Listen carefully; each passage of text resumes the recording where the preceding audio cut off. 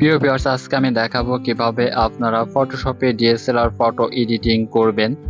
DSLR photo editing করার জন্য আপনারা ফাইল থেকে আপনার যে ছবিটা এডিটিং করতে চান সেই ছবিটা ওপেন করে নেবেন। আমি আমার এই ছবিটাকে এডিট করে দেখাবো। একটু জুম ইন করে নেবেন। এরপর আমরা চলে যাবো ইমেজ থেকে অ্যাডজাস্ট থেকে ব্যালেন্স, এখান থেকে ব্রাইটনেসটা একটু বাড়িয়ে এবং কন্ট্রাস্ট একটু বাড়িয়ে দেবেন। এরপর আবার চলে যাবেন ইমেজ থেকে অ্যাডজাস্ট, এরপর চলে যাবেন প্রায় যে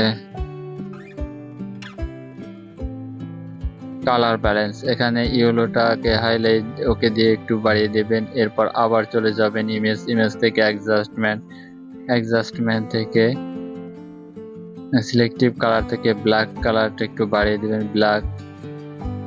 এরপর ওকেতে ক্লিক করবেন।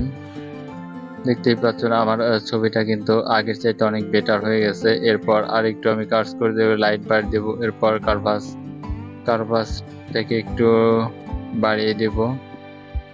এখন আমরা এই ছবিটাকে একটু ফটোশপে কাজ করব। এখানে আপনার যদি কোনো ছবির কিছু নষ্ট কোনো অংশ থাকে, সেখানে হিলিও ব্রাশ দিয়ে ভালো স্থান সিলেক্ট করে এরপর একটু ডার্ক করে ফটোটা এডিট করে নেবেন।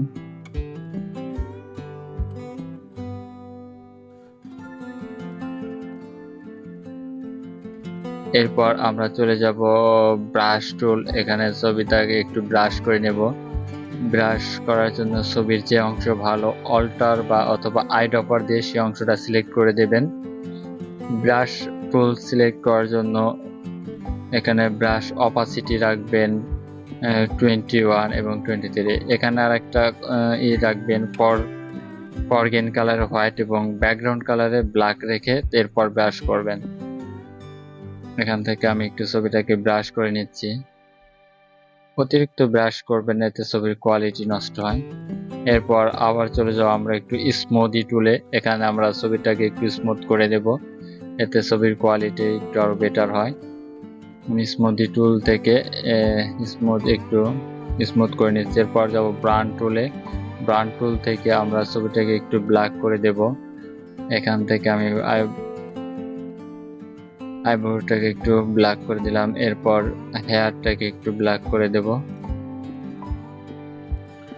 আমার ছবিটা কিন্তু এডিটিং প্রায় শেষ। এভাবেই কিন্তু আপনারা সহজেই একটি ডিএসএলআর ফটো এডিটিং করতে পারেন।